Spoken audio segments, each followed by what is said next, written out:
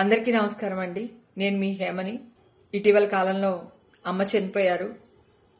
ఆ దుఃఖాన్ని గుండెల్లో దాచుకుని ఒక గుడ్ న్యూస్ మీతో షేర్ చేసుకోవాలనుకున్నాను. బెంగళూరు హైకోర్టు వారు నా పైన ఉన్న కేసుని క్వాష్ చేశారు. కేసు కొట్టేశారు. ఆ సంతోషకరమైన విషయాన్ని అమ్మతో షేర్ చేసుకున్నాను. నవంబర్ 3 జడ్జిమెంట్ వచ్చిందండి. కాకపోతే జడ్జిమెంట్ కాపీ చేతికొచ్చే వరకు అనౌన్స్ చేయకూడదు అన్నారు. అందుకే నేను మీతో షేర్ చేసుకోలేకపోయాను. ఈ లోపల అమ్మకి సడన్ గా స్ట్రోక్ రావడం, చనిపోవడం జరిగింది. అమ్మ నా స్ట్రెంగ్త్ అండి, నా ధైర్యం. ఈరోజు నేను ఇలా ఉండడానికి కారణం మా అమ్మ. ఇది నేను చాలా ఇంటర్వ్యూలో కూడా చెప్పాను. నాకంటూ ఒక ఇష్యూ వచ్చేసరికి అమ్మ తట్టుకోలేకపోయారు. ఈ సోషల్ మీడియా ట్రోల్స్ వల్ల, ఈ న్యూస్ ఛానల్ వేసిన న్యూస్ల వల్ల అమ్మ చాలా కృంగిపోయారండి. ఆ రోజు నుంచి మీకు అందరికి అప్పుడు కూడా షేర్ చేశాను, అమ్మ కొంట్లో బాగాలేదు, ఇట్లా అయింది అని చెప్పి. మీ అందరికీ తెలుసు. సెలబ్రిటీ అయినంత మాత్రాన ఈ మీడియా వాళ్ళకి, ఈ సోషల్ మీడియా వాళ్ళకి, ట్రోల్ చేసే వాళ్ళకి మా పైన ఎలాంటి అధికారాలు ఉన్నాయండి? ఫేక్ న్యూస్లు వెయ్యొద్దు వెయ్యొద్దు వెయ్యొద్దు అని నేను మొత్తుకుంటూనే ఉన్నానండి ఫస్ట్ నుంచి. ఒక్క ఫేక్ న్యూస్ వేసేసి దాన్ని కవర్ చేయడానికి వాళ్ళు ఎంత కిందకి వెళ్లాలో అంత కిందకి వెళ్లి నా పైన ట్రోల్ చేస్తూనే ఉన్నారు, న్యూస్ వేస్తూనే ఉన్నారు. నేను ఆ రోజు కూడా చెప్పాను, ఫేక్ న్యూస్ వేయకండి, ఫేక్ న్యూస్ వేయకండి, నేను నిర్దోషిని, నేనే తప్పు చేయలేదు, సింహం 2 అడుగులు వెనక్కేస్తుందంటే పారిపోతున్నట్టు కాదు, డెఫినెట్ గా వస్తాను అని అన్నా. ఈ రోజు వచ్చాను, నిలబడ్డాను. భగవంతుడు నా అందునున్నాడు. నేను కేసు గెలిచాను. కానీ మా అమ్మగారు చనిపోయారు. ఇప్పుడు వీళ్ళందరూ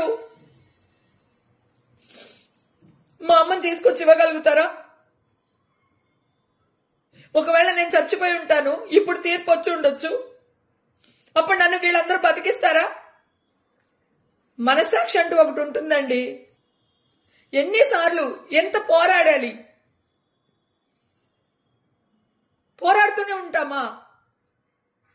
ఆ దేవుడి దయ వల్ల, మా అమ్మ దయ వల్ల బతికి పట్టగట్టాను నేను.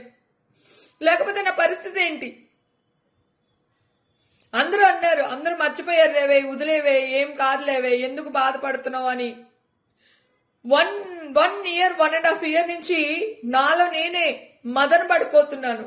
మానసికంగా, శారీరకంగా చాలా బాధపడ్డాను నేను. నా హీరోలకి నేను ఎవ్వరికి ఫోన్ చేయలేకపోయాను, నా డైరెక్టర్లు ఫోన్ చెప్పాను. వాళ్ళు నన్ను ఏం అనట్లేదు, కానీ మాట పడ్డది నేను, అవమాన భరించింది నేను. హెల్త్ పాడైపోయింది మా అమ్మకి. న్యూస్ వేసుకుని బాగుపడ్డ మీరందరూ బాగానే ఉన్నారు కదా. నన్ను అడగకుండా మీ ఇష్టం వచ్చినట్టు న్యూస్ వేసేసుకుని ఫస్ట్ వీడియోని బూత్ చేశారు. రెండో వీడియో ఆన్లైన్ లో నేను బిర్యానీ చేసి, మా ఇంట్లో ఆన్లైన్ లో చేసి ఆ బిర్యానీ పోస్ట్ చేస్తే ఓవర్ యాక్టింగ్ చేస్తున్న హేమ. నేను చెప్తూనే ఉన్నాను, నా బ్లడ్ టెస్ట్లు వీళ్ళ దగ్గర లేవండి, ఇదిగో ఇప్పుడే తీసుకుంటున్నారు, దయచేసి ఫేక్ న్యూస్ వేయకండి అంటుంటే ఓవర్ యాక్టింగ్ చేస్తున్న హేమ, బొకాయిస్తున్న హేమ, రెడ్ హ్యాండెడ్ గా దొరికిపోయిన హేమ. నేనేమైనా దేశద్రోహం చేసి రెడ్ హ్యాండెడ్ గా దొరికిపోయానా? మీకు మనుషులేనా మీరు అంతని? మనుషుల మధ్యలోనే ఉంటున్నారా? ఎంత మీడియా అయితే, ఎంత సోషల్ మీడియా అయితే మీకేం రైట్ ఉందండి మా మీద? ఏం రైట్ ఉంది? ఇప్పుడు అప్పుడేమో చిలువలు పలవలు చేసేసి న్యూస్లు వేసేశారు. ఎందుకంటే మిమ్మల్ని అందరినీ మంచోళ్ళని చెప్పుకోవాలి, నేను ఎదవనని చెప్పాలి అని చిత్రీకరించడానికి ట్రై చేశారు. మరి ఇప్పుడేం చేస్తారు? హేమకు రాలేదు, హేమకైనా తప్పు చేసి ఉంటుందేమో. ఆవిడేమో తెల్ల డ్రెస్ వేసుకుంది, నాది చూపించి హేమ హేమ హేమ అని వేసేశారు. అందరిని మెస్ప్రైజ్ చేస్తారు, హేమనేమో అని. నేను బ్లాక్ నైల్ పాలిష్ పెట్టుకున్నానండి, ఆ అమ్మాయి వైట్ నైల్ పాలిష్ పెట్టుకుంది, నేను బ్లాక్ డ్రెస్ వేసుకున్నాను, ఆ అమ్మాయి వైట్ డ్రెస్ వేసుకుందని మొత్తుకుంటూనే ఉన్నాను నేను. ఇప్పుడు నా కేసు క్వాష్ అయిపోయింది. ఇప్పుడు ఏమంటారు? పోయిన నా పరువు మీరు తీసుకొచ్చి ఇవ్వగలుగుతారా? నేను మానసికంగా, శారీరకంగా నేను కృంగిపోయాను. ఈరోజు మా అమ్మ చనిపోయింది. ఇప్పుడు మీరేం చేయగలుగుతారు? మా అమ్మని తీసుకురాగలుగుతారా? 1.5 years ఎంత సఫర్ అయినా నాకు తెలుసు. చేసుకుంటారు అని 10 చోట్లకి వెళ్లాల్సిన దాన్ని నేను 2 చోట్లకి వెళ్ళి వెంటనే మళ్ళీ తిరిగి వచ్చేసేదాన్ని.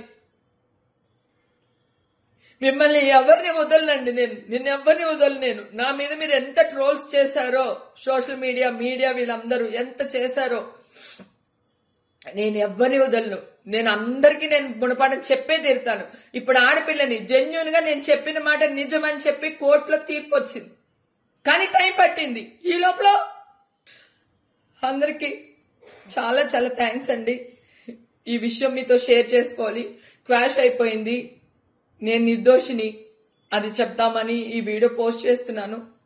ఇప్పుడు కూడా ఓవర్ యాక్టింగ్ చేస్తున్న హేమని వేయడం మానేసి దయచేసి నిజాన్ని నిజంగా వేయండి ప్లీజ్. ఈ వీడియో మీకు నచ్చినట్లయితే లైక్ కొట్టి షేర్ చేసి మా వైకే టీవీ ఛానల్ని సబ్స్క్రైబ్ చేయండి.